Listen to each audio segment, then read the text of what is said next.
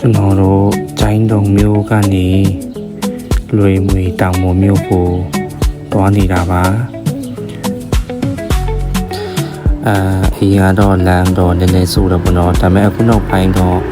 လမ်းအယောင်ကောင်းသွားပါပြီလို့အခုမြင်တဲ့အတိုင်းပဲပေါ့လမ်းတော့တော်တော်လေးကောင်းသွားပါပြီကျွန်တော်တို့ကျိုင်းတုံမျိုးကနေအစောကြီးထွက်လာတာပေါ့နေပူသွားရင်တော့ကျွန်တော်တို့ရှုခင်းကြည့်ရတာတိတ်မလာတော့လို့လေအကြောင်းအစောမနေ့ပိုင်းအစောပိုင်းထွက်လာတာပေါ့ကျွန်တော်တို့ဒီလမ်းဘေးတစ်လျှောက်လုံးကတော့မြင်တဲ့အတိုင်းပါပဲတော်တော်လေးရှုခင်းလေးလဲလာတယ်အရင်ကနဲ့အခုနဲ့မတူတော့ပါဘူးအရန်တိုးတက်ပြောင်းလဲလာပါတယ်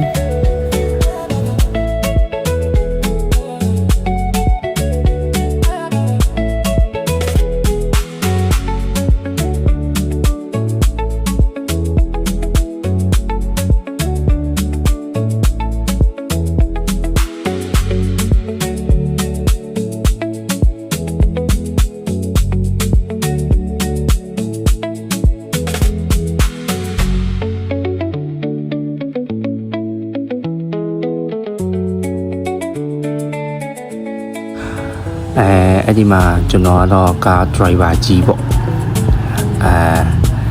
နောက်တယောက်တော့မမြင်ရပါဘူးဘာလို့လဲသူကျွန်တော်ကင်မရာမန်လုပ်ပေးနေရလို့ပါကျွန်တော်ရဲ့အချစ်တော်ကြီးပေါ့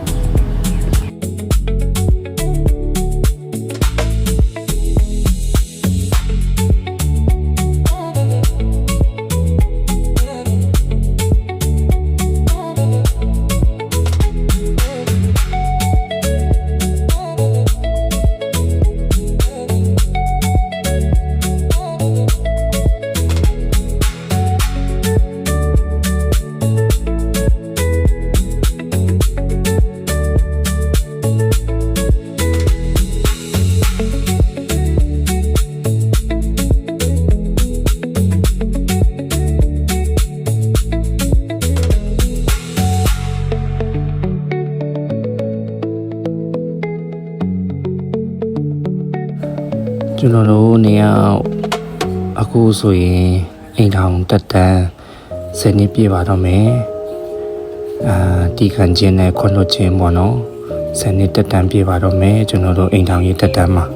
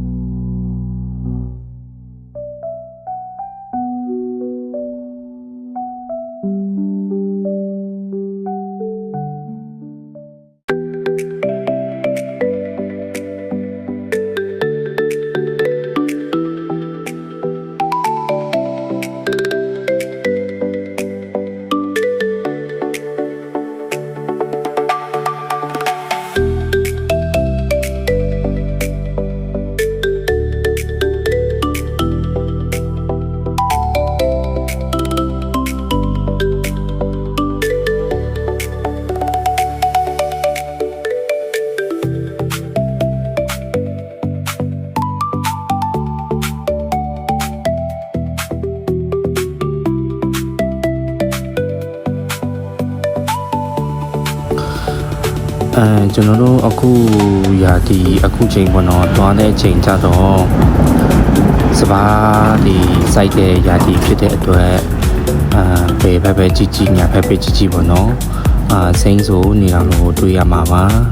အရန်ကိုမျက်စိကြည့်စေပါတယ်အရန်လည်းအေဂျင့်တွေလို့လည်းစိတ်ထဲမှာပို့ပြီးခံစားရတာပေါ့နော်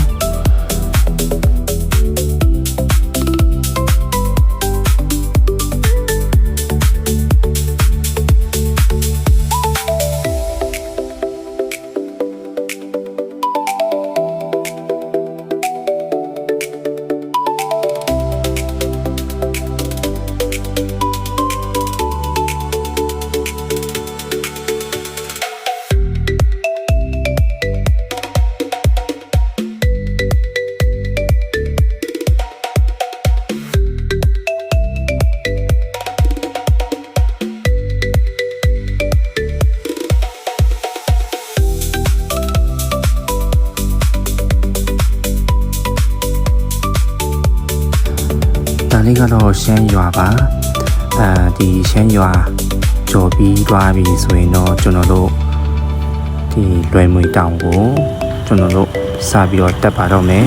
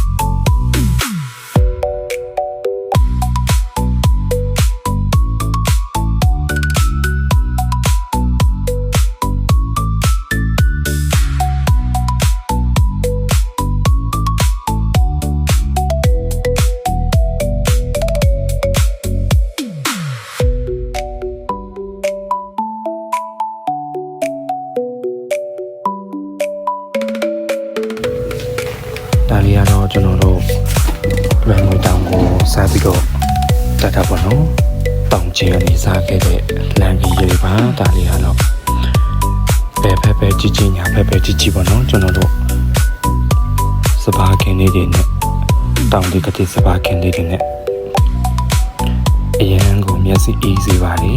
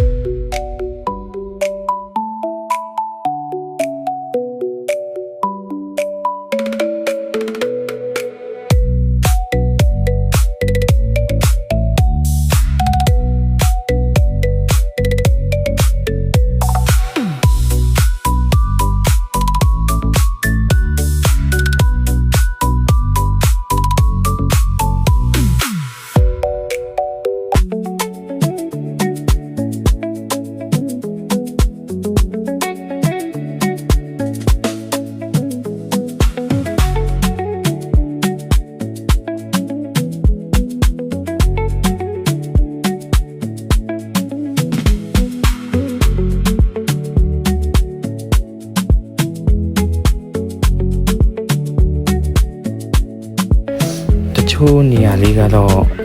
လမ်းကတော့မြေကမ်းလမ်းဖြစ်သွားတာပေါ့နော်ဘာပြောဆိုတော့အခုနောက်ပိုင်းလမ်းပြန်ချက်ထားတဲ့ဟာကပြန်ပြီးတော့မလုပ်ရသေးတဲ့အပိုင်းလေးလေးရှိတာပေါ့နော်သူကတော့အပိုင်းလေးပါတချို့နေရာတော့လမ်းတွေကောင်းရှိပါလိမ့်မယ်တချို့နေရာတော့လမ်းလေးကတော့နည်းနည်းလေးတော့ဆိုးတာပေါ့နော်ဒါပေမဲ့အရင်တော့အဲ့လောက်လည်းမဟုတ်ပါဘူးကျွန်တော်တို့တွားလို့လာလို့လွယ်ပါလေပေါ့နော်